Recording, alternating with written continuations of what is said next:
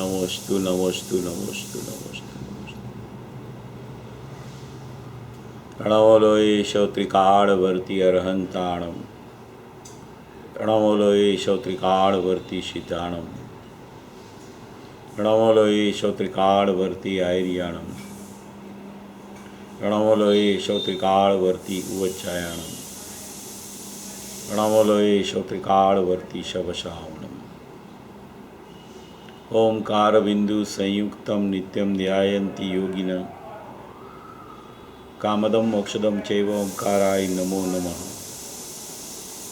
मंगलम भगवान वीरो मंगलम गौतमो गणी मंगलम कुंकुंदार्यो जैन धर्मोस्तु मंगलम। सर्वमंगल मांगल्यम सर्वकल्याणकारकम प्रधानम सर्वधर्माणम जैनम जयतु शासनम। नमः समय साराय स्वानुभूत्या चकाशते चित् स्वभावाय भावाय सर्वभावांतरच्छिदे एगो में शाश्वतो अप्पा ज्ञान दर्शन लखणो शेषा में बाहिरा भावा शवे संयोग लखणा। मारो सुशाश्वत एक दर्शन ज्ञान लक्षण जीव छे बाकी बधा संयोग लक्षण भाव मुझती बाह्य छे। हूँ एक शुद्ध सदा अरूपी ज्ञान दर्शन मई खरे कई अन्य ते मारू जरी परमाणु मात्र नहीं अरे। जे जाण तो अरहंत ने गुण द्रव्य ने परिजय पणे ते जीव जाने आत्म ने तशु मोह पामे लई खरे। नहीं अप्रमत के प्रमत नहीं जे एक ज्ञायक भाव छे ए रीत शुद्ध कथाए ने जे ज्ञात ते तो तेज छे। जम नेत्र तेमज ज्ञान नहीं कारक नहीं भेद करे जाने ज कर्मोदय निर्जरा बंध तेमज मोक्ष ने। ध्रुवचल ने अनुपम गति पामेल सर्वेशित ने वंदी कहूँ श्रुत केवड़ी कथित आशमे प्रावृत हो। तुस्ताप निज ने मोक्ष पंथे ध्या अनुभव तेह ने तेमाज नित्य विहार कर नहीं विहर पर द्रव्य विषय। ओम श्री नमः शितेभ्य नमः शितेभ्य नमः शितेभ्य।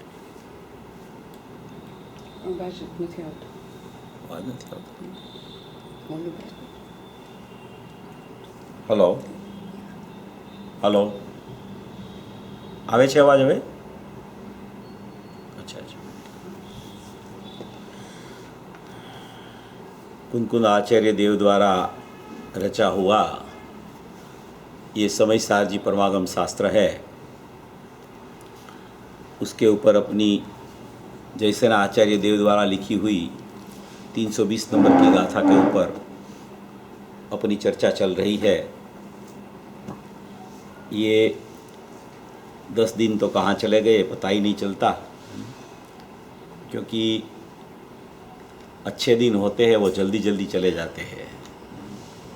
तो ये पूरे 10 लक्षण की भावना के दिन थे वो ख़त्म हो गए और आज पूज्य गुरुदेव श्री ने वो 11 प्रवचन भी पूरे कर दिए प्रवचन नवनीत में से। अभी कल का दिन अपना जो बचा है तो उसमें भी अपन एक पूज्य गुरुदेव श्री का ये जो सकल निरावरण अखंड एक प्रत्यक्ष प्रतिभास पे अविनश्वर शुद्ध पारिणामिक परम भाव लक्षण नीच परमात्मा द्रव्य वही मैं हूँ, वो जो बोल है उसके ऊपर ध्येयपूर्वक नहीं में जो प्रवचन छपा है 12वां नंबर का प्रवचन, उसको कल हम चलाएँगे, चर्चा भी उसके ऊपर करेंगे। क्योंकि आज गुरुदेव ने बोला ना कि ये अभी आखिरी प्रवचन है, इसलिए मैं ये बोल रहा हूँ कि कल भी अपना प्रवचन चलने वाला है गुरुदेव का। तो ये पूरा 320 गाथा का जो विषय है बहुत मार्मिक विषय है, बहुत सोचनीय विषय है और बहुत प्रयोजनभूत विषय है। देखो, कोई भी समय में कोई भी जीव को अपनी प्रयोजन की सिद्धि करना हो तो सबसे पहले जो पदार्थ जो वस्तु के प्रति अहम करना हो, जो वस्तु का निर्णय करना हो, उसकी सबसे पहले विचारधारा बहुत चलनी चाहिए। जब तक ये विचारधारा न चले परिपूर्ण वो वस्तु का परिचय न होवे और अपनी प्रकट होती हुई पर्याय में बाहर का परिचय अगर ज़्यादा चलने लगे तो वो पर्याय अपना परिचय के लिए उसके पास समय नहीं बचता है। इसलिए ऐसी जब महत्वपूर्ण गाथा अपन सुनते हो, ऐसा जो प्रयोजनभूत तत्व की बात इसमें पूज्य गुरुदेव श्री द्वारा जो आ रही हो, तब ये विषय को, अपने ज्ञान को, ये विषय को समझने के लिए बराबर 144वीं गाथा में कहा ऐसे कि सबसे पहले अपने ज्ञान को मर्यादा में लाना चाहिए। वो ज्ञान को मर्यादा में लाना, उसका मतलब क्या है कि जो ज्ञान बाहर घूमता है अनादि से, पर पदार्थ की फिक्र में, संयोगों की आड़ में जो ज्ञान भम रहा है, भमरी खा रहा है, उधर ज्ञान प्रति समय में ज्ञान बाहर परिणमता रहता है। वो क्या ज्ञान क्या है? वो ज्ञान की पर्याय है। वो ज्ञान की पर्याय जब तक ऐसे बाहर घूमती रहती है, या तो वो ज्ञान की पर्याय जब तक अपने में रागादि भाव होते हैं वहाँ चलती रहती है, या तो अपनी ज्ञान की पर्याय में मात्र ज्ञान की पर्याय का ही परिणमन देखा जावे, तब तक वो ज्ञान स्वरूप का अवलंबन लेने के लिए तैयार नहीं होता। तब तक वो ज्ञान अपना स्वरूप का निर्णय करने के लिए माने कि तैयार नहीं होता। बात तो आ जाती है सुनने में, ध्रुव तत्व की बात ऐसी है, चैतन्य तत्व की बात ऐसी है, ज्ञायक तत्व की बात ऐसी है, अपने स्वरूप की बात ऐसी है, सकल निरावरण अखंड एक प्रत्यक्ष प्रतिभास में परमात्मा की बात ही ऐसी है कि वो मीठी लगे, अच्छी लगे। गुरुदेव बोलते हैं कि मीठा मेहरामण अंदर पड़ा है। क्या पड़ा है अंदर? मीठा मेहरामण।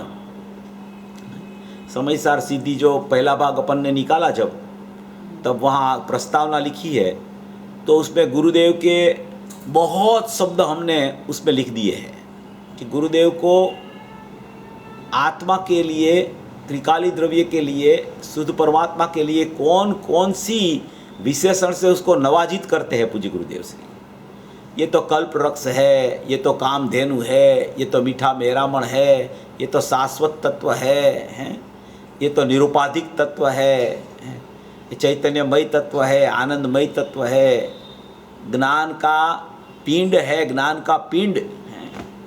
ऐसा ऐसा बहुत शब्द से उसको नवाजित पूज्य गुरुदेव श्री ने उसकी महिमा के लिए किया।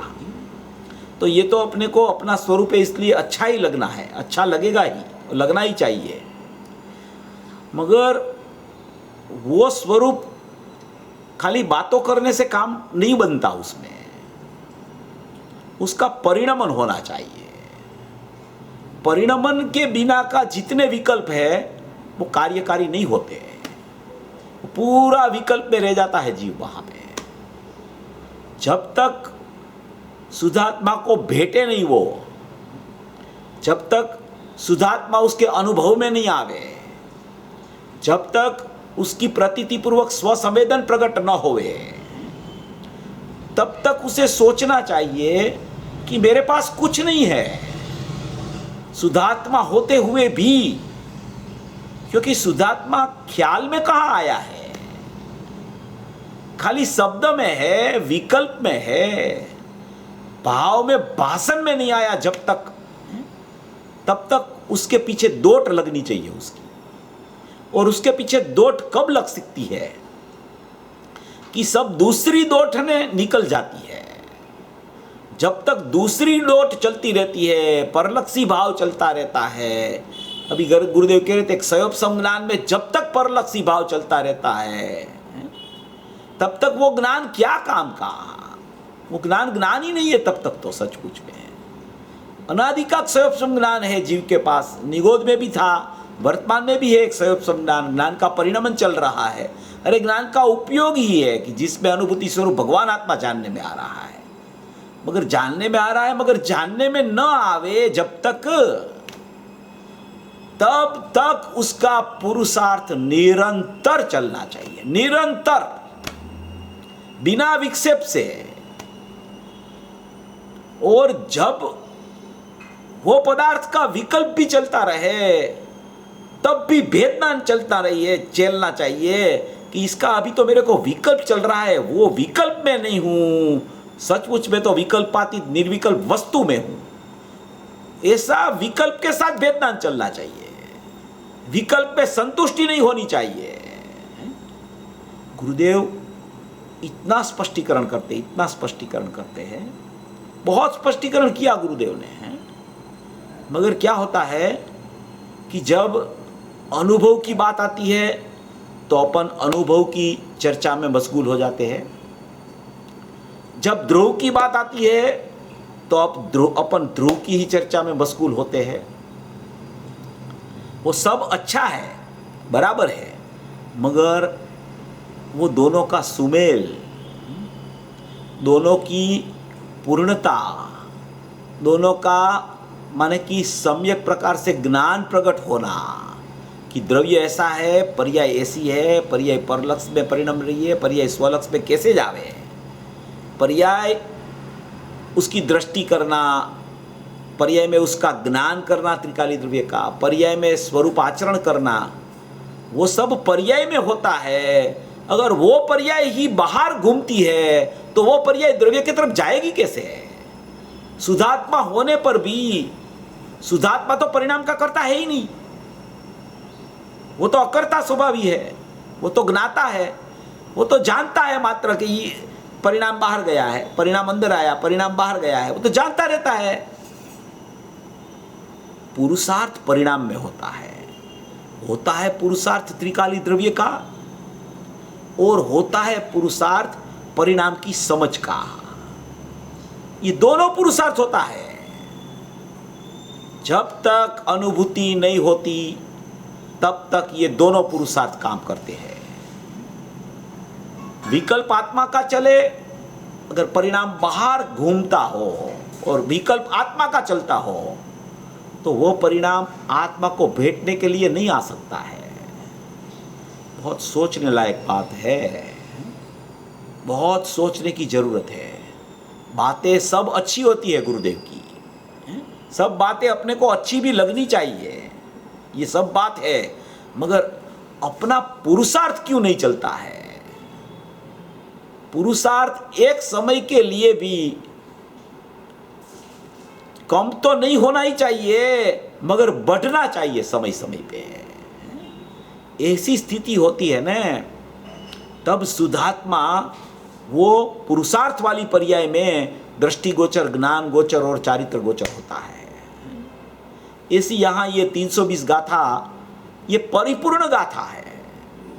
त्रिकाली द्रव्य ध्रुव को भी बताती है, औपसमिक स्वपसमिक साइक निर्मल भाव को भी बताती है, ज्ञान में स्वसंवेदन निर्विकार स्वसंवेदन को भी बताती है, और जितने जितने परिणाम बाहर घूमते रहते हैं कर्म सापेक्षता में, रागादि भाव में, उसको भी कैसे वहां से अपने द्रव्य तरफ लाना, वो भी ये गाथा बता रही है। ये संपूर्ण गाथा है, पूरा विषय इसमें आ गया है, तो पूरा विषय समझना चाहिए। अच्छा, एक बार पूरा समझ लिया, फिर उसका वर्तुल माने कि मर्यादित हो जाता है। एक बार समझ में आ जाती है ना बात, फिर वर्तुल मर्यादित हो जाता है।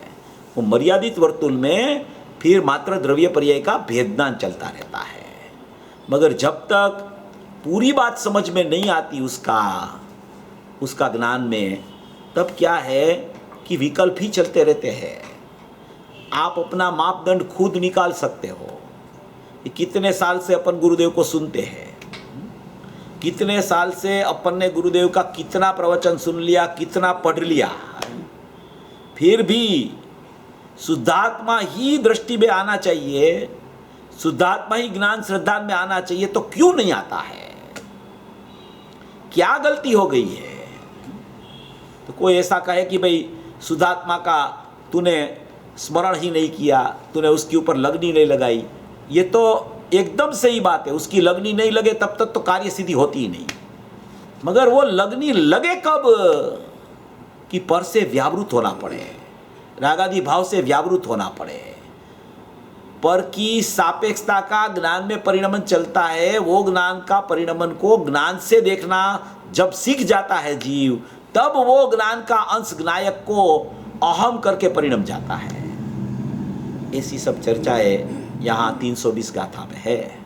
पूरा विषय आज देखो, पूज्य गुरुदेव श्री ने पूरा विषय पूरे प्रवचन में आज पूरा विषय का माने कि समेट लिया उसको, क्योंकि वो आज पूरा होने वाला था, इसलिए गुरुदेव ने वो आखिरी का बोल भी स्पीड में पूरा कर दिया। उसमें तो बहुत पहले के प्रवचनों में बहुत स्पष्टीकरण पूज्य गुरुदेव श्री ने किया है।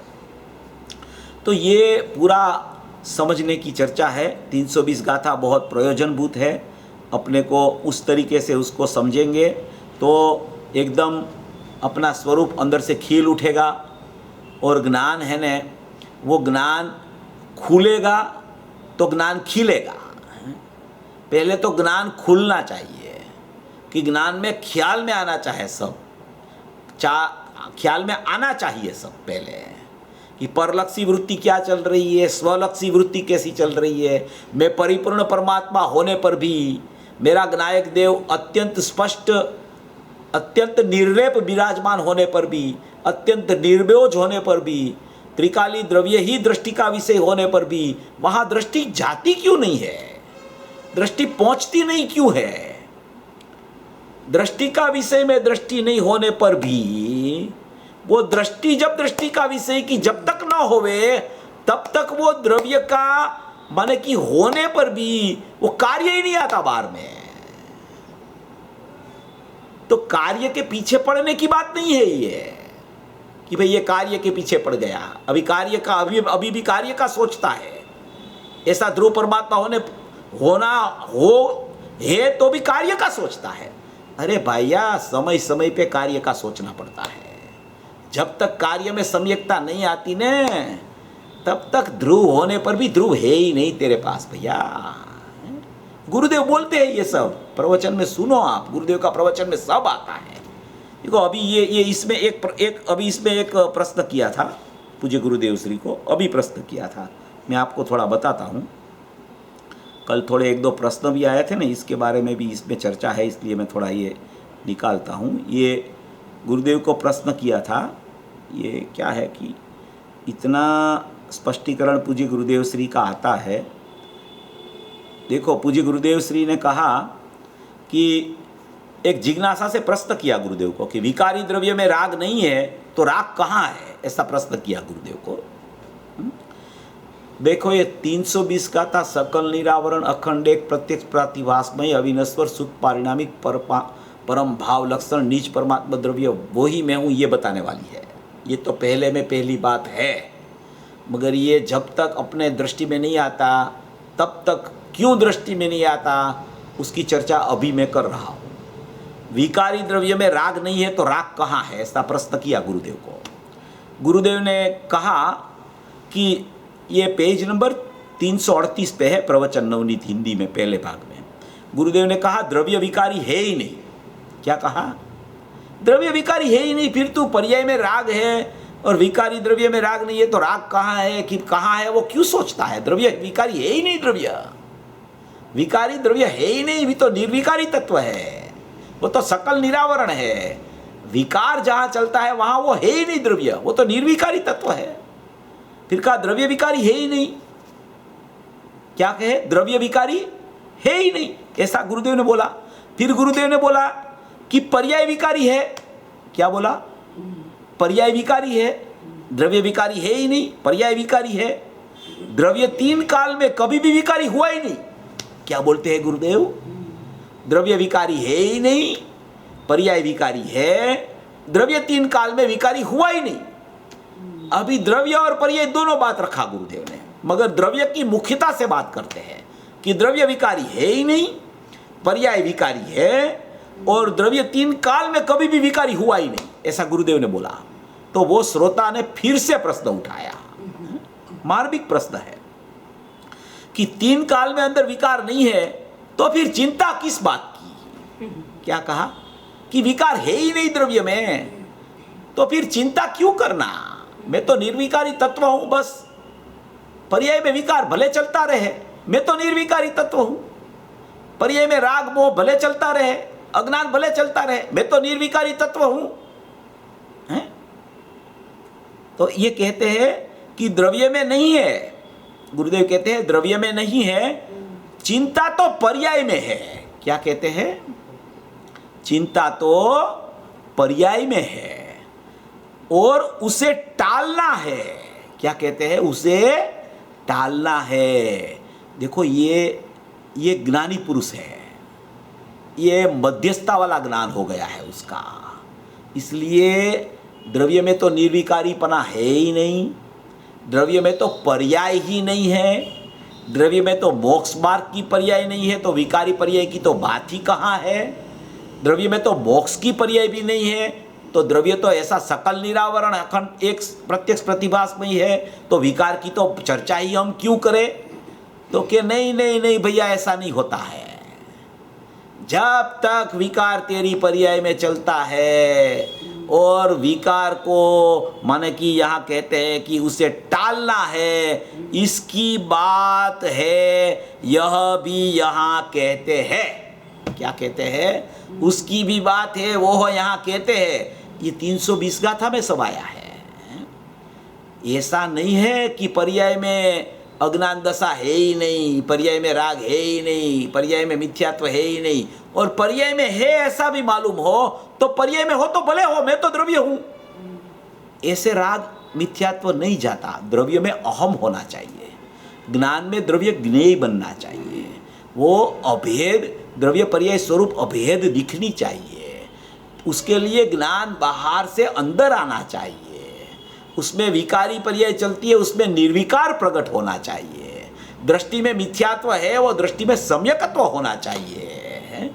उसके अलावा खाली वो मोपाट करके बैठा रहे तो ऐसे काम नहीं चलता है, ऐसा जिनागम में नहीं कहा गया है। इसलिए लगनी तो ध्रुव की, पुरुषार्थ तो ध्रुव का, जानना है तो ज्ञायक भाव को, अहम करना है तो त्रिकाली सकल निरावरण एक अखंड प्रत्यक्ष प्रतिभासमय को। मगर वो जब तक नहीं होवे तब तक विचार दशा बहुत चलनी चाहिए, निर्णय की भूमिका आनी चाहिए। ये जब तक नहीं होता है तो फिर ये सुनना भी क्या जरूरी है? मैं द्रव्य ही हूं, तो फिर सुनने की क्या जरूरत है? तू तो द्रव्य ही है भैया, फिर सुनने की जरूरत ही नहीं रहती तेरे को। तो भाई ये सब क्या है? ये सोच समझ के विचार करके निर्णय करना। निर्णय में जब तक यथार्थता नहीं आती तब तक वो ज्ञान बाहर ही घूमता रहता है, और जब तक ज्ञान बाहर घूमता है तो कोई जीव की दृष्टि अहम करने के लिए सचमुच में तैयार नहीं हो सकती। ये 17-18 गाथा आप पढ़ो, गुरुदेव की जितनी बार के प्रवचन है उसमें आप सुनो 17-18 गाथा। उसमें प्रथम आत्मा को जानना, यही बात कुंकुद आचार्य देव ने की है, और अमृतचंद्र आचार्य देव ने कहा है कि अनुभूति स्वरूप भगवान आत्मा बाल गोपाल सबको अनुभव में आ रहा है कि मैं ज्ञायक ही हूं और मुझे ज्ञायक ही अनुभव में आ रहा है। फिर भी दृष्टि नहीं होती उसकी। क्यों दृष्टि नहीं होती? ये सबसे बड़ा प्रश्न है।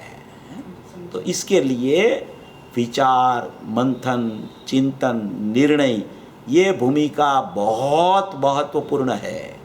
जब तक ये भूमिका नहीं आती तब तक कोई भी गाथा सुन लेने दृष्टि प्रधान, द्रव्य की कोई भी गाथा सुन ले, 68वीं गाथा सुन ले परमात्मा प्रकाश की कि आत्मा में बदमोक्ष है ही नहीं, तो वो तो है ही नहीं। जो गुरुदेव को सुनता है वो किसको पता नहीं है कि दृष्टि के विषय में पर्याय नहीं है?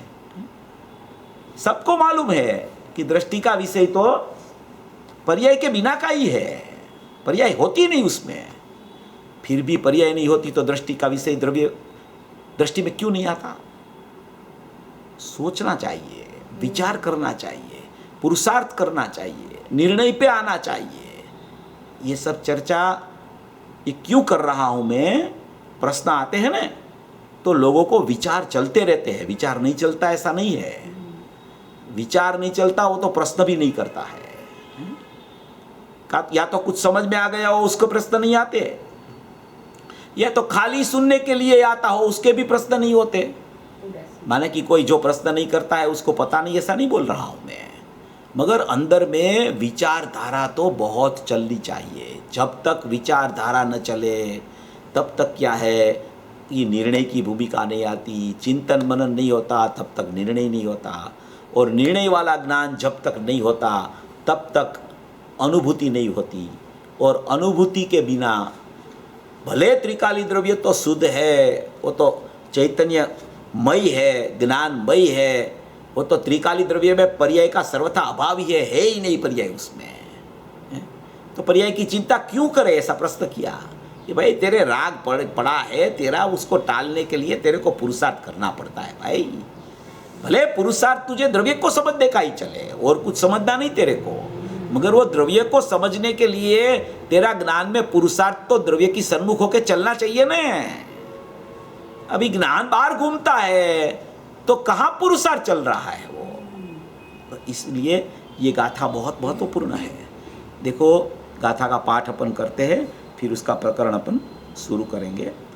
ये सब चीज़ जो है वो 320 गाथा में जो आई है वो बहुत प्रयोजनभूत चीज़ें हैं। आप सब लोग पूज्य गुरुदेव श्री का 320 गाथा का जितना ही प्रवचन है वो सब सुन लो। मेरे ख्याल से 72 प्रवचन है टोटल पूज्य गुरुदेव श्री ने किए हैं, तो वो सब सुनने लायक है। ध्येयपूर्वक ज्ञेय में है, ये प्रवचन नवनीत में है, अध्यात्म प्रवचन रत्नत्रयी में है, ज्ञान चक्षु में है, और बाकी के नहीं छपे हैं वो भी कैसेट रूप है प्रवचन सीडी में। तो 72 प्रवचन का एक कार्यक्रम बनाओ कि ये 320 गाथा ऐसी हृदय में अपने को उतारनी है कि 320 गाथा में कभी भी कोई भी ले तो उसका अपने को स्वरूप पूरा पक्का ख्याल में होना चाहिए। इस तरीके से इसका स्वाध्याय करने लायक है। और गुरुदेव को सुनो, गुरुदेव की 320 गाथा सुनो, उसमें गुरुदेव ने क्या कहा है उसको सोचो बस। इसलिए गुरुदेव महापुरुष है, और अपने पास ये एक ही महापुरुष है धर्मपिता, उसको सुनने से ही कार्य सिद्धि जीव की होती है। मैं तो कई बार बोलता हूँ कि वक्ता के प्रवचन न सुना जाए, टाइम न हो तो कोई बात नहीं, छोड़ देना, मगर गुरुदेव का प्रवचन कभी मत छोड़ना। ये प्रतिज्ञा लेनी चाहिए कि कभी भी मैं गुरुदेव का प्रवचन सुने बिना नहीं रहूँगा। वक्ता का प्रवचन कितना भी अच्छा चलता हो, मगर जब तक गुरुदेव का नहीं सुनेगा तब तक वक्ता का अभिप्राय ख्याल में नहीं आएगा उसको। इसलिए ऐसी सब चर्चाएं हैं।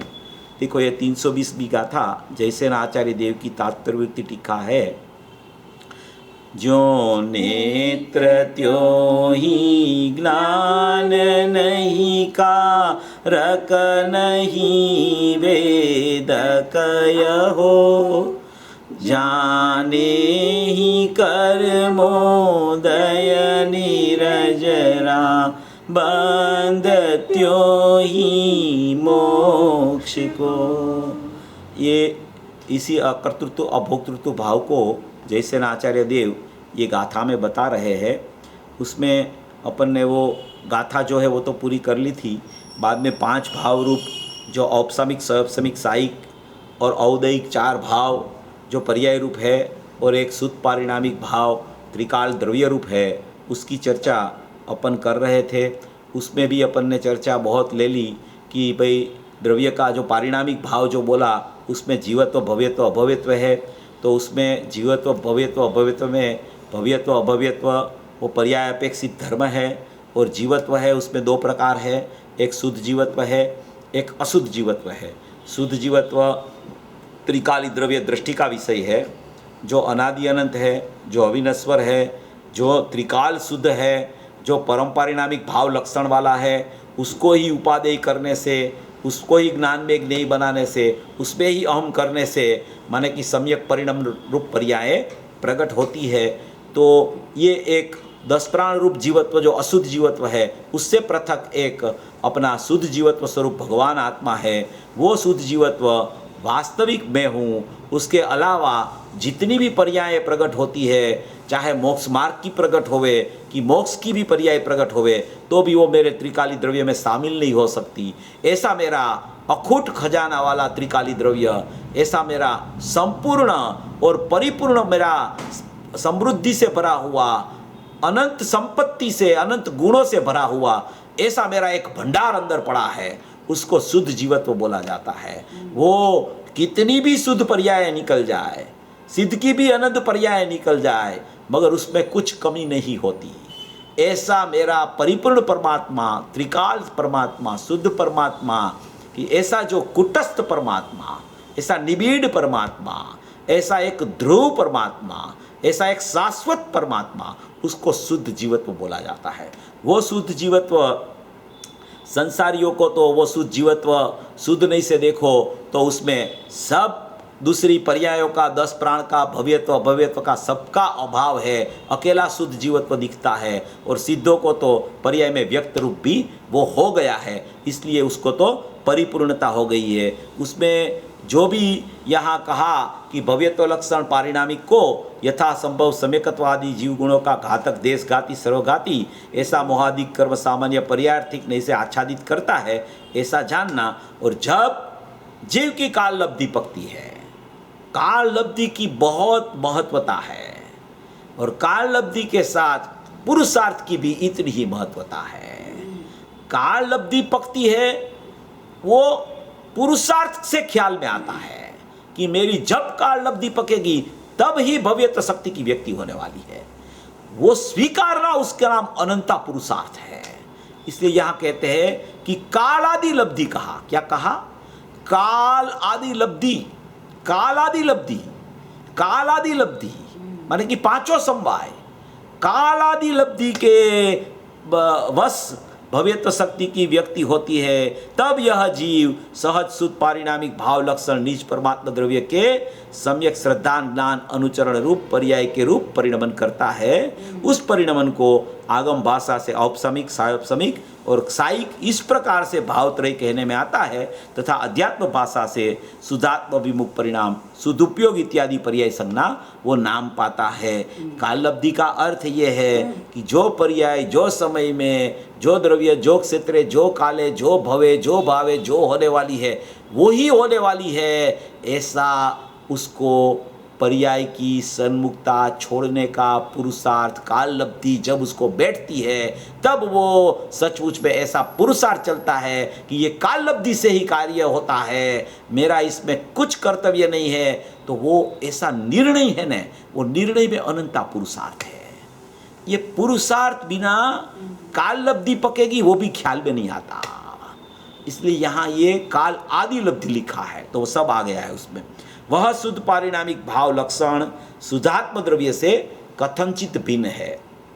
ये कथनचित भिन्न की चर्चा अपनी कल सवेरे और शाम को बहुत चल गई थी। कथनचित भिन्न क्यों कहा, सर्वथा भिन्न ऊपर कह के फिर यहाँ कथनचित भिन्न क्यों कहा? क्योंकि मोक्ष मार्ग जब प्रकट होता है, जब त्रिकाली द्रव्य बताना हो तब तो कोई पर्याय नहीं है, इसलिए सर्वथा भिन्न है पर्याय से। ऐसा त्रिकाली द्रव्य ध्रुव दृष्टि का विषय बताया, मगर जब दृष्टि का विषय बताया तब दृष्टि पड़ गई उसके ऊपर। दृष्टि पड़ गई तो दृष्टि ऊपर उसके ऊपर पड़ी तो क्या हुआ? अनंत गुण की अनंत पर्याय एक देश सुत्ता रूप परिणम गई। अभी एक देश सुत्ता रूप अनंत गुण की अनंत पर्याय परिणम गई तो सम्यक दर्शन नान चारित्राणी मोक्ष मार्ग हो गया। तो वो मोक्ष मार्ग होने के समय क्या हुआ कि अगर जैसे मोहराग द्वेष अज्ञान रूप पर्याय सर्वथा भिन्न है, ऐसे सम्यक दर्शन हुआ उस समय भी पर्याय सर्वथा भिन्न रहती है। तो कि त्रिकाली द्रव्य से देखो तो उसमें पर्याय है ही नहीं, मोक्ष की पर्याय भी नहीं है। मोक्ष मार्ग की तो बात छोड़ो, मोहराग द्वेष की तो चर्चा ही नहीं है, मोक्ष की पर्याय भी नहीं है, सर्वथा भिन्न है त्रिकाली द्रव्य से। मगर जब अनुभूति होती है तब वो पर्याय क्या जानती है कि मैं कथनचित भिन्न हूँ, कथनचित भिन्न हूँ, मैं सर्वथा भिन्न नहीं हूँ द्रव्य से, क्योंकि मेरी दृष्टि में द्रव्य आ गया है, मुझे पता चल गया द्रव्य ऐसा है, ऐसा मेरा एक परिणमन चल गया। देखो यहाँ परिणमन शब्द यूज किया है, ये आचार्य भगवान ने परिणमन शब्द यूज किया है, मैं बताता हूँ आपको। देखो यहाँ लिखा है ऊपर, तब यह जीव सहज शुद्ध पारिणामिक भाव लक्षण निज परमात्मा द्रव्य के सम्यक श्रद्धान ज्ञान अनुचरण रूप पर्याय के रूप, सम्यक श्रद्धान ज्ञान अनुचरण रूप पर्याय के रूप परिणमन करता है। क्या करता है वो? परिणमन करता है। परिणमन में सम्यकता आई है, परिणमन द्रव्य की सन्मुख हुआ है। परिणमन पर तरफ था, तब राग द्वेष मोह चल रहा था, अज्ञान भाव। परिणमन द्रव्य की तरफ आया तो औपसमिक सौपसमिक साइक भाव की प्रगटता हो गई। उस परिणमन को वो परिणमन जो हुआ, उस परिणमन को आगम भाषा से औपसमिक सौपसमिक और साइक कहने में आता है। परिणमन को अपरिणामी तो है, अपरिणामी की सन्मुख होके अहम करके ज्ञान में ज्ञेय बना के परिणमन हुआ है। ये परिणमन हुआ, इसलिए वो परिणमन कथनचित भिन्न है। वो राग द्वेष का परिणमन सर्वथा भिन्न है, अनुभव का परिणमन कथनचित भिन्न है। ये सब पर्याय का प्रकरण है। द्रव्य में तो पर्याय है ही नहीं, द्रव्य तो दृष्टि का विषय है, वो तो पर्याय ही नहीं है।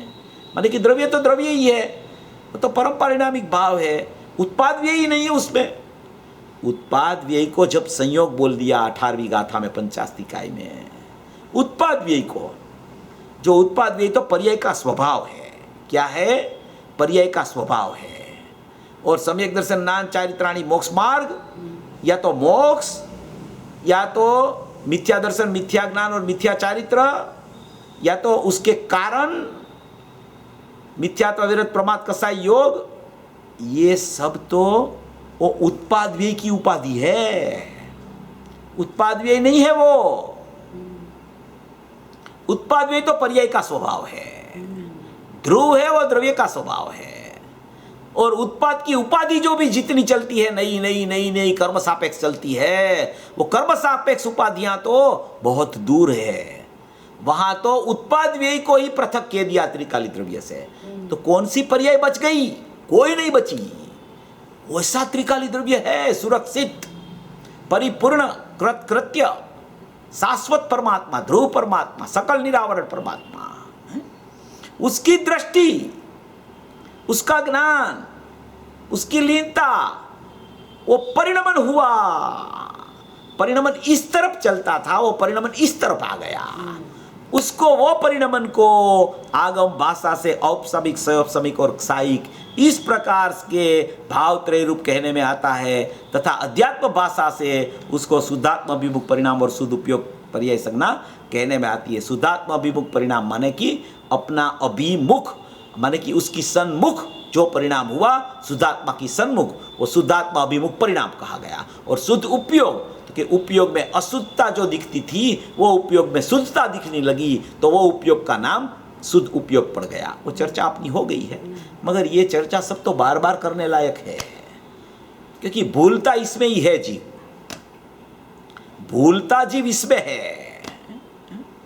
विकल्पात्मक दशा में याद बहुत रहता है, मगर परिणमन में कहाँ गलतियां हो जाती है, कहाँ स्वसन्मुखता नहीं होती, कहाँ से परसन्मुखता नहीं छूटती, ये यहाँ बता रहे हैं। वह पर्याय शुद्ध पारिणामिक भाव लक्षण शुद्धात्म द्रव्य से कथनचित भिन्न है। कौन सी पर्याय? वह पर्याय माने जो पर्याय परिणमन करके द्रव्य के साथ परिणमन करके प्रकट हो गई, चाहे वो औपसमिक पर्याय हो, क्षायोपसमिक पर्याय हो, क्षायिक पर्याय हो। ये तीनों पर्याय श्रद्धा की अपेक्षा से कही जाती है। औपसमिक सम्यक दर्शन, क्षायोपसमिक सम्यक दर्शन, क्षायिक सम्यक दर्शन। क्षायिक तो यहाँ है नहीं, औपसमिक तो पहले समय होता है, बाद में सब क्षयोपसम सम्यक दर्शन हो जाता है। तो वो पर्याय शुद्धात्म द्रव्य से कथनचित भिन्न है, कोई एक अपेक्षा से भिन्न है, कोई एक अपेक्षा से भिन्न है। क्यों?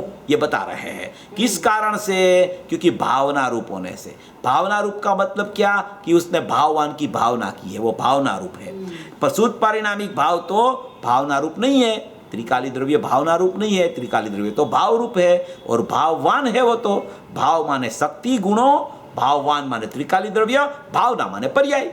भाववान में द्रव्य त्रिकाली अनंत गुणात्मक, भाव माने उसके गुण द्रव्य में पड़े हुए हैं, और जो भावना कही वो पर्याय को भावना कही गई।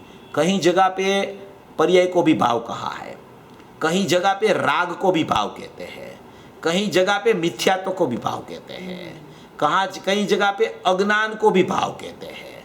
मगर यहाँ जो प्रकरण चल रहा है उसमें जो भाव की चर्चा और भाववान की चर्चा है, वो शक्ति और शक्तिवान की चर्चा है, और भावना की चर्चा है, वो सचमुच यहाँ पर्याय की चर्चा है। तो यहाँ कहते हैं कि शुद्ध पारिणामिक भाव तो भावना रूप नहीं है। यदि पर्याय, अगर जो पर्याय एकांत रूप से शुद्ध पारिणामिक से अभिन्न हो, तो मोक्ष का प्रसंग बनने पर, भावना रूप मोक्ष कारणभूत पर्याय का विनाश होने पर शुद्ध पारिणामिक भाव भी विनाश को प्राप्त हो जावे। अगर वो एकांत से, अगर वो पर्याय जो भावना रूप पर्याय है वो कथनचित भिन्न हो और सर्वथा अभिन्न हो गई हो, तो वो जब मोक्ष होगा तब वो मोक्ष मार्ग का माने कि व्यय होगा, तो मोक्ष मार्ग का व्यय होगा, तो उसका जब पर्याय का व्यय होगा तो त्रिकाली द्रव्य का भी माने कि नाश हो जाएगा।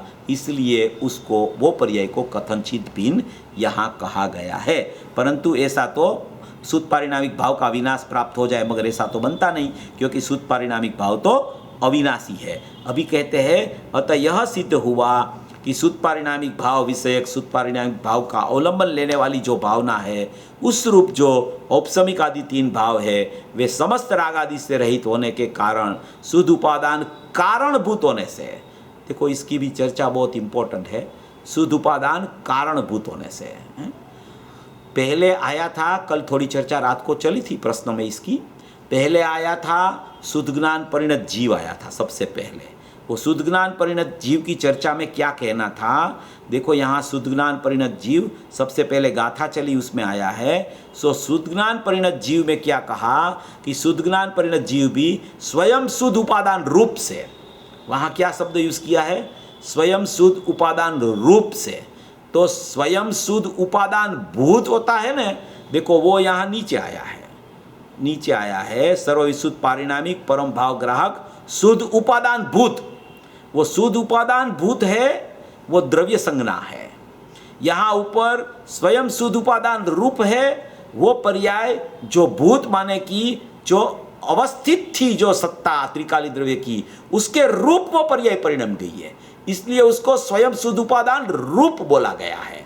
तो स्वयं शुद्ध उपादान रूप माने कि पर्याय की परिणमन द्रव्य के साथ हुआ, उसको स्वयं शुद्ध उपादान रूप क्षणिक शुद्ध उपादान बोला जाता है, उसको क्षणिक शुद्ध उपादान। और वो शुद्ध उपादान भूत है, वो त्रिकाली शुद्ध उपादान बोला जाता है। शुद्ध उपादान भूत वो वस्तु, वो ज्ञानमयी परमात्मा, चैतन्य परमात्मा, वो त्रिकाली द्रव्य है, वो त्रिकाल उपादान है। और त्रिकाली उपादान के सन्मुख के जो शुद्ध ज्ञान परिणत जीव हुआ, वो स्वयं शुद्ध उपादान रूप से, वो भूत के अंदर वो रूप हो गया परिणम के, माने कि लीनता हो गई, तो वो पर्याय द्रव्य रूप हो गई। वो द्रव्य शुद्ध उपादान भूत त्रिकार था, उसके साथ पर्याय उसके रूप हो गई, उसको स्वयं शुद्ध उपादान रूप से कहा। वो पर्याय भी माने कि राग आदि भाव का व्यवहार तरीका कर्ता भोक्ता नहीं बनती, ऐसा यहाँ स्वयं शुद्ध उपादान रूप में वो कर्ता भोक्ता नहीं बनती, वो यहाँ सिद्ध करना है कि शुद्ध उपादान भूत त्रिकाली द्रव्य, शुद्ध उपादान रूप उसकी परिणमन बनने वाली पर्याय, शुद्ध रूप परिणमने वाली पर्याय, वो त्रिकाली द्रव्य भी कर्ता भोक्ता नहीं, और उस रूप परिणमने वाली शुद्ध पर्याय प्रकट हुई स्वयं शुद्ध उपादान रूप से, क्षणिक शुद्ध उपादान रूप से, वो भी कर्ता भोक्ता बनती नहीं। इसलिए यहाँ त्रिकाली द्रव्य और शुद्ध ज्ञान परिणत जीव को कर्ता भोक्ता नहीं है वो कहा गया। और ये जो यहाँ जो आया प्रकरण कि यहाँ वे समस्त राग आदि से रहित होने के कारण, समस्त राग आदि से क्या रहित है कि औपसमिक आदि तीन भाव है, वो समस्त राग आदि से रहित होने के कारण शुद्ध उपादान कारणभूत होने से, शुद्ध उपादान कारणभूत होने से मोक्ष कारण, मोक्ष के कारण रूप है, परंतु शुद्ध पारिणामिक नहीं। अभी ये यहाँ शुद्ध उपादान कारणभूत है, वो औपसमिक स्वयंपसमिक साइक पर्याय जो पहले स्वयं शुद्ध उपादान रूप बोली थी, वो कर्ता भोक्ता नहीं है वो बताने के लिए बोली थी। अभी ये यहाँ शुद्ध उपादान भूत, शुद्ध उपादान कारणभूत उसको बोली वो पर्याय को, तो वो पर्याय क्या करती है कि वो पर्याय मोक्ष का कारण बनती है। यहाँ कारण बनती है वो बताना है, वहाँ कर्ता नहीं बनती वो बताना है। वहाँ कर्ता भोक्ता नहीं है शुद्ध ज्ञान और शुद्ध ज्ञान परिणत जीव। शुद्ध ज्ञान त्रिकाली द्रव्य शुद्ध उपादान से कर्ता भोक्ता नहीं है, शुद्ध उपादान भूत से, और उसके साथ परिणाम के स्वयं शुद्ध उपादान रूप जो पर्याय हुई वो भी सचमुच शुद्ध ज्ञान त्रिकाली द्रव्य और शुद्ध ज्ञान परिणत जीव, वो शुद्ध उपादान भूत और स्वयं शुद्ध उपादान रूप से वो कोई भी परिणाम का कर्ता भोक्ता नहीं है। वो वहाँ बताना था, कर्ता भोक्ता नहीं है। यहाँ वही पर्याय वो कारण है मोक्ष का, वो बताना है। वहाँ कर्ता भोक्ता नहीं है, इसलिए स्वयं शुद्ध उपादान रूप लिखा था। यहाँ वो कारण बनती है, वो कारण बनती है, इसलिए लिखा यहाँ कि समस्त रागादि से रहित होने के कारण औपसमिक भाव तो समस्त रागादि से रहित है। रागादिक तो आत्म अनुभवी को, निर्विकल्प दशा वाले को रागादिक भाव चल रहा है, उसको व्यवहार रत्नत्रयी कहा जाता है। अनुभव नहीं है उसको व्यवहार रत्नत्रयी नहीं है, वो तो अज्ञान में चला गया। निश्चय पूर्वक जिसको व्यवहार प्रकट होता है वो रागादि भाव व्यवहार रत्नत्रयी में गिना जाता है। वो व्यवहार रत्नत्रयी सचमुच में वो समस्त रागादि से रहित होने से क्या कि औपसमिक साइक भाव की परिणति बन गई। शुद्धात्मा को लक्ष्य में लेने से वो अभेद परिणमन हो गया। वो परिणति भी रागादि भाव से रहित होने के कारण शुद्ध उपादान कारणभूत होने से, शुद्ध उपादान कारणभूत माने कि शुद्ध उपादान तो त्रिकाली द्रव्य है, वो तो अपनी शुद्ध उपादान भूत सत्ता है, मगर उस रूप वो पर्याय हो गई है, उस रूप वो औपसमिक साइक की पर्याय हो गई, तो वो पर्याय को सचमुच में मोक्ष का कारण कहने में आया। देखो वो पर्याय उस रूप नहीं हुई होती न तो वो पर्याय को मोक्ष का कारण नहीं कहते हैं, क्योंकि वो पर्याय उस रूप होके उसमें मोक्ष मार्ग प्रकट हो गया है। इसलिए मोक्ष मार्ग को यहाँ मोक्ष का कारण कहना है, यहाँ त्रिकाली द्रव्य को मोक्ष का कारण नहीं बताना है। इसलिए यहाँ शुद्ध उपादान कारणभूत होने से मोक्ष कारण, शुद्ध उपादान कारणभूत होने से मोक्ष कारण मोक्ष के कारण रूप है, परंतु शुद्ध पारिणामिक भाव रूप नहीं है। अर्थात शुद्ध पारिणामिक भाव सचमुच में मोक्ष का कारण नहीं है। देखो यहाँ ये कारण पर्याय को बताना है, पर्याय का कारण पर्याय बताना है, मोक्ष मार्ग को मोक्ष का कारण बताना है, त्रिकाली द्रव्य को अकारण बताना है। एक बात है, ये सभी जगह त्रिकाली द्रव्य तो कोई पर्याय का कारण बनने नहीं जाता है, कारण बनने नहीं जाता। उसको कोई कारण बना सकता है मगर वो कारण बनने नहीं जाता। इसलिए यहाँ अकारण परमात्मा को सिद्ध करके मोक्ष की जो पर्याय प्रकट होगी उसका कारण मोक्ष मार्ग है। जो मोक्ष मार्ग जिसको प्रकट हुआ है वो मोक्ष मार्ग ये अकारण परमात्मा के आश्रय से हुआ है। वो मोक्ष मार्ग सचमुच मोक्ष का कारण है, माने कि सीधा मोक्ष का कारण त्रिकाली द्रव्य को न बताया, क्योंकि जब तक मोक्ष मार्ग प्रकट नहीं होता तब तक मोक्ष नहीं होता, इसलिए उसको कारण कहा गया है। उसको कारण बनाना नहीं है, कारण तो कोई भी पर्याय का त्रिकाली द्रव्य ही होता है। और सचमुच में पर्याय को पर्याय से देखो तो वो सटकारक से परिणमती है। देखो उसका खुलासा भी पूज्य गुरुदेव श्री ने किया है, मैं आपको बता देता हूँ, क्योंकि ऐसा नहीं होवे कि गुरुदेव नहीं होवे ऐसा अपन बोलते हैं, ऐसा नहीं होना। देखो ये बताता हूँ आपको, गुरुदेव का आधार बताता हूँ।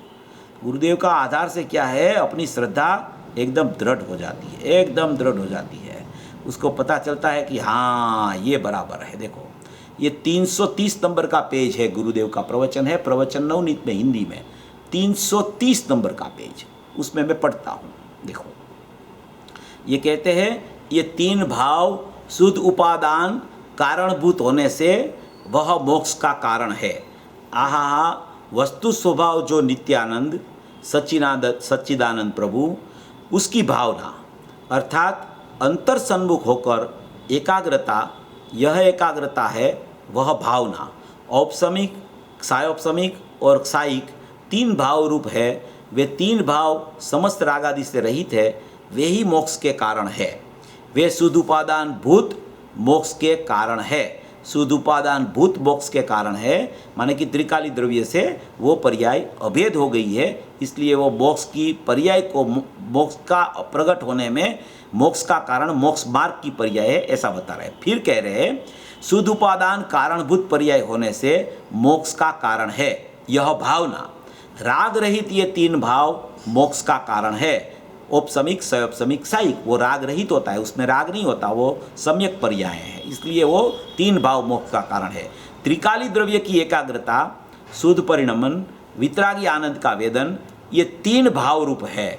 माने कि वो त्रिकाली द्रव्य की एकाग्रता जब पर्याय करती है तब वहाँ औपसमिक, सयोपसमिक और सायिक भाव रूप शुद्ध परिणमन होता है। शुद्ध परिणमन, वितरागी आनंद का वेदन, ये 3 भाव रूप है। वे समस्त राग से रहित है, वे मोक्ष का कारण है, वो पर्याय मोक्ष का कारण है, ऐसा कह रहे हैं। मोक्ष मार्ग मोक्ष का कारण है।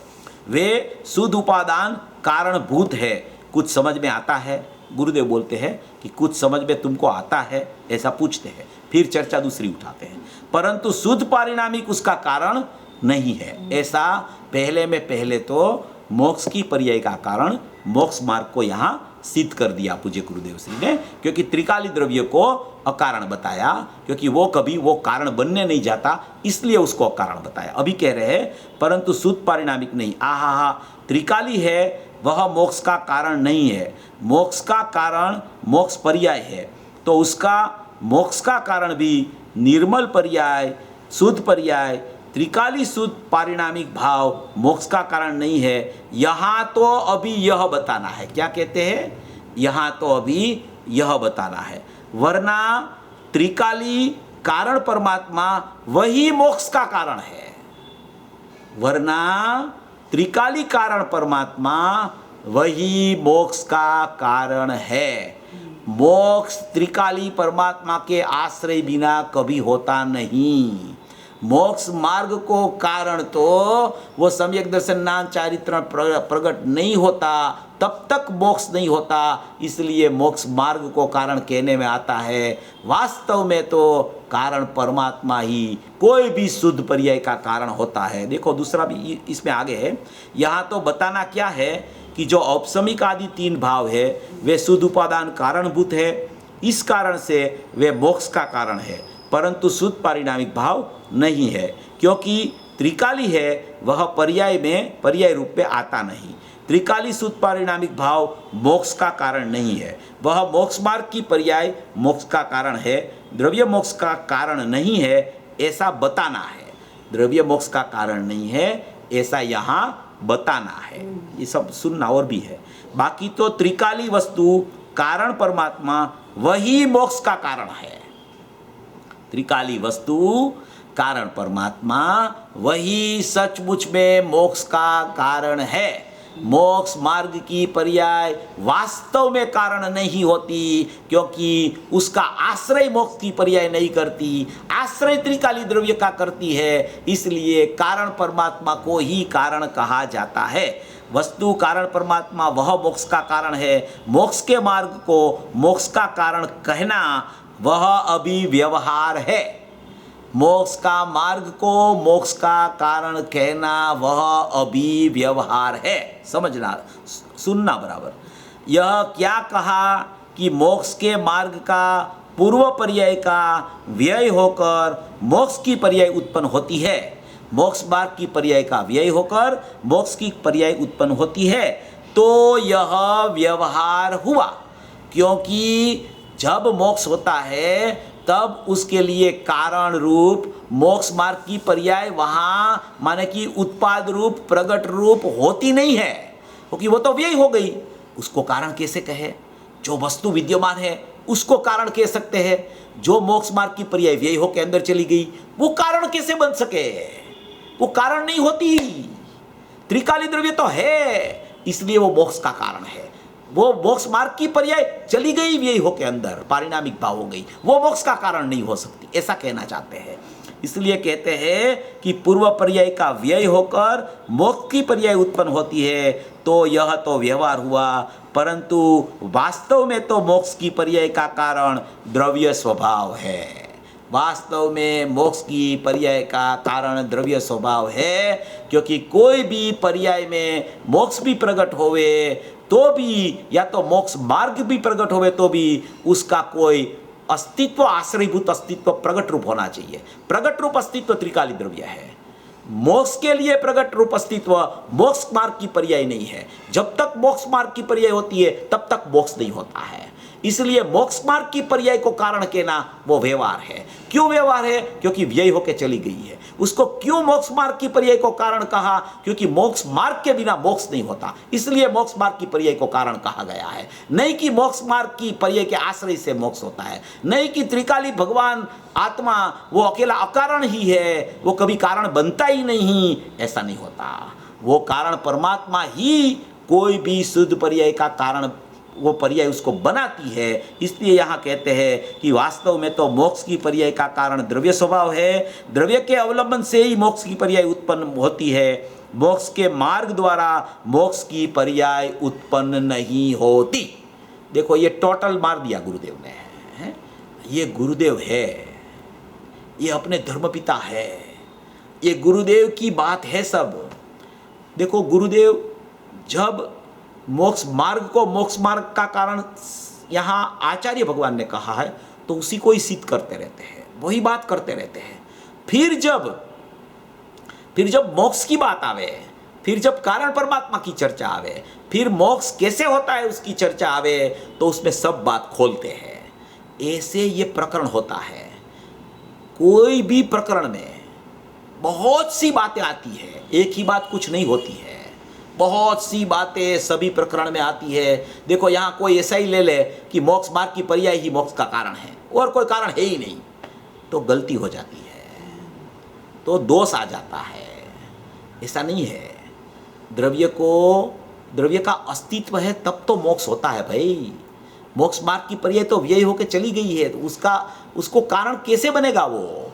इसलिए जो अस्तित्व स्वरूप भगवान आत्मा है वही कारण बनेगा और तब मोक्ष की पर्याय प्रकट होगी। मोक्ष मार्ग की पर्याय को मोक्ष का कारण कहना वो भी व्यवहार है, क्योंकि वो तो व्यय होकर अंदर चली गई है, वो कारण कैसे बनेगी? इसलिए यहाँ ये स्वरूप इस तरीके से बताया।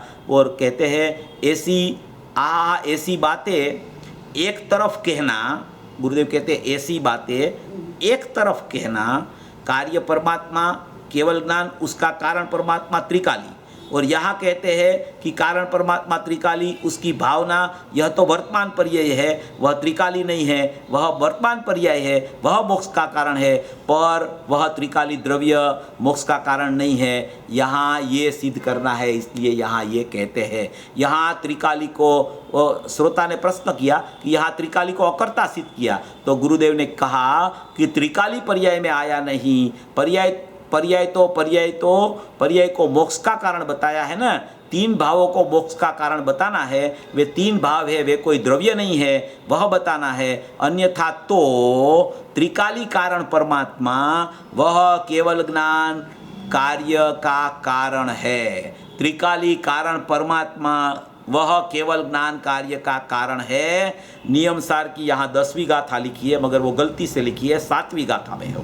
नियम सार की 7वीं गाथा में आता है कि कार्य परमात्मा अर्थात केवल ज्ञान उसका कारण परमात्मा, त्रिकाली द्रव्य कारण परमात्मा और केवल ज्ञान कार्य परमात्मा। यह बात दूसरी अपेक्षा से है।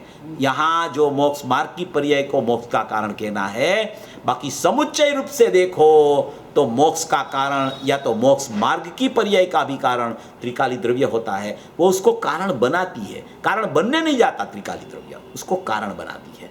ऐसा यहाँ ये पूरा स्वरूप पूज्य गुरुदेव श्री तो एक एक प्रवचन में इतना स्पष्टीकरण करते हैं, अनुभूति की चर्चा अभी 15 गाथा की कल करते थे कि अनुभूति ही जिन शासन है। क्या कहते थे? जिन शासन अनुभूति को बोला जाता है। जिन शासन अनुभूति के बिना नहीं होता। वो उसका दृष्टांत भी देते हैं, वो अपने जर्मनी वाले का, कि उसने कहा कि अनुभूति ही खरखर जैन धर्म है। अनुभूति के बिना ये मार्ग बनियों के हाथ में आ गया और अनुभूति छूट गई, उसको अनुभूति का प्रकरण ही नहीं चलता उसको। ऐसा गुरुदेव तो सब दृष्टांत देखे, अपने को सब सिद्ध करके सब बता के देते हैं। सब का आश्रयभूत तत्व एक त्रिकाली द्रव्य ही है। वो सकल निरावरण अखंड एक प्रत्यक्ष प्रतिभासमय, माने कि शुद्ध पारिणामिक परम भाव लक्षण, वो ही सचमुच में आश्रयभूत तत्व है। वो निष्क्रिय शुद्ध पारिणामिक है। वो निष्क्रिय शुद्ध पारिणामिक में कोई सक्रियता नहीं होती। वही सचमुच में उपादेयभूत तत्व और वही मैं हूँ, ऐसा स्वरूप समझकर सभी भवी जीव मोक्ष मार्ग में प्रयाण करें। ऐसी मंगल भाव।